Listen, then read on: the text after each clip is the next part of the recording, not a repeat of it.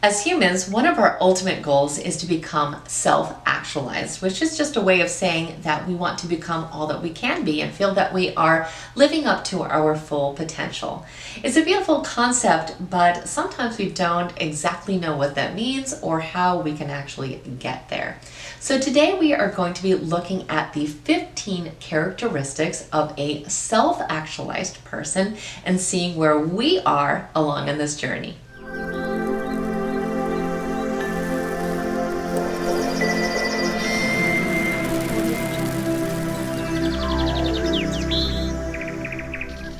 Welcome back. My name's Nina and I'm a life coach that specializes in personal development. Here at this channel we talk all about our emotional well-being, understanding our own psychology, and leading our best life possible. So if you're interested in self-development and you have not subscribed to this channel, please take a moment and do so. We definitely want you to stay connected. In 1943, Abraham Maslow introduced his now famous theory of motivation called the hierarchy of needs. This is often depicted as a triangle of human needs, and the theory is that we must address the needs on each tier before we're able to move on to the next tier and start addressing those needs. So starting from the bottom to the top, the lowest tier is our physical needs, and that's things like food, air, water, clothes. All our basic and physiological needs are in the physical needs category. The second tier is all about security. So those are our needs for things such as safety and stability and shelter. The third tier addresses all of our social needs. So our sense of love and belonging and feeling a connection to other people. The fourth tier is all about our ego and our esteem. So these are the needs that are having to do with recognition and power and achievement and of course self-esteem. And the fifth tier, and our most important goal as well as the focus of today's video, is self-actualization. So this is just a way of saying that we are becoming all that we can be and that we are able to use all our unique gifts and talents. So once we satisfy the need on one tier, we are moving up to the next tier to try to satisfy that need, but only when the other needs have been satisfied. So it's only logical. It's just saying we don't want to be seeking out, let's say, love and community when we are lacking water and air. So it's a very logical and natural progression. But if our ultimate goal is for self-actualization, we need to know how to get there and what exactly that means or what it would look like. This is something that's not usually talked about or addressed, but it is something that Maslow himself did specify. He actually came up with a list of 15 characteristics that he felt were possessed by self-actualized people. So I thought it would be fun today to kind of go over this list so we can kind of see how many of these things that we can personally relate to. The first characteristic is being able to have efficient perceptions of reality. So that simply means that we are able to see life for what it is. We are very open and we are very honest and we are very real about what we are perceiving. He also specified that people with this characteristic are very sensitive to things that are dishonest or superficial in nature. The second is that we have a comfortable acceptance of self. We understand who we are as a person. We may have flaws or perceived shortcomings, but we embrace them with love and humor. The third is that we are reliant on our own experiences and on our own judgment. So that simply means that we are not looking for the opinions of other people to sway how we think or feel. We are making decisions based on our own thoughts and perceptions. The fourth is that we are both spontaneous and natural. We are true to who we authentically are. We are not trying to put on a mask for other people. We are who we are. The fifth thing has to do with something he referred to as task centering. And that simply means that we are looking for something outside of ourselves, something bigger than ourselves. We are concerning ourselves with solving a problem or contemplating things that are even bigger in nature. So it could be things that are very philosophical, like contemplating what is the meaning of the world, or it could be things such as thinking about really the big picture.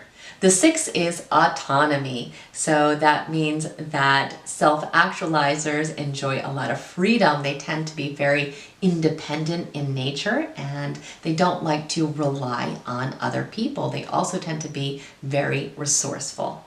Number 7 is my favorite by far, and that is called the continued freshness of appreciation. So people who are self-actualized really get renewed and they get inspired by the simple things in life, and they do this over and over again.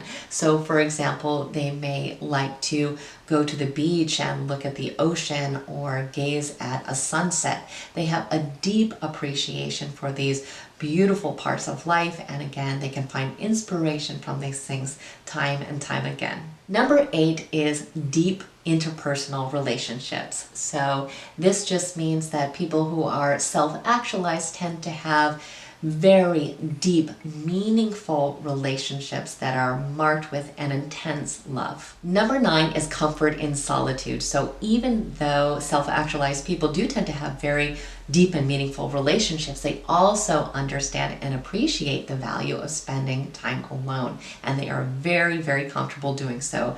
They find that it gives their life another form of depth and beauty. Number 10 is that they have a non-hostile sense of humor. So self-actualized people are extremely in love with life and they have an incredible sense of humor a lot of times, but it's never at the expense of somebody else. So they instead like to make jokes about themselves or about life in general. Number 11 is really interesting, and that is that self-actualized people have had mystical, or what he called peak experiences. So these are thought of as brief moments of self-actualization. A lot of people say that these experiences have shown them the meaning of life, or they have some other kind of deep or significant meaning to them. The 12th characteristic is creativity. So people who are self-actualized tend to be much less inhibited than other people and often find very unique and innovative ways to solve problems. Now, creativity could be in the sense that we normally think of it, such as being an artistic person, being good at music or art or dance or things of the like, but it can also be more a generalized creativity where it is a very specific and unique way of viewing the world as a whole. Number 13 is the preference of having a few friends over having a lot of friends. So you will have a few very close, intimate relationships as opposed to being extremely social and having a lot of very superficial friends. So the friends that you do have are very, very dear to you. Number 14 is a sense that we are really truly one with humanity. We are not alone or separate. We are part of a much bigger picture, of a much bigger whole. And number 15 is that we innately know what is right and wrong. There is no debate. We have inside of us a knowledge of what is good or bad in any situation. So we don't have to give things a lot of consideration right when it's happening. We instinctively know whether we feel like something is good or bad. So that is it. These are the 15 characteristics of a self-actualized person. And I'm so curious to hear which of these characteristics you feel that you may already possess, and which of these characteristics do you feel that you are still working on. We have to remember, however, that no two people are alike, which means that self-actualization in reality is going to look different from person to person. So that's something to definitely consider. These are just simple guidelines or pillars. We also have to remember that we are all in different phases of our life. We're all in different seasons of our life, and we may not yet be at self-actualization. We could be on another tier, and it's very important that we do address the needs that are in each tier. So for example, if you are on the tier of self-esteem, it's so important that you fully address that need before you try to work your way up to that self-actualization. But either way, it is incredibly interesting. It's food for thought, and it's something that you can kind of ponder this week as you continue on in your own self-development journey.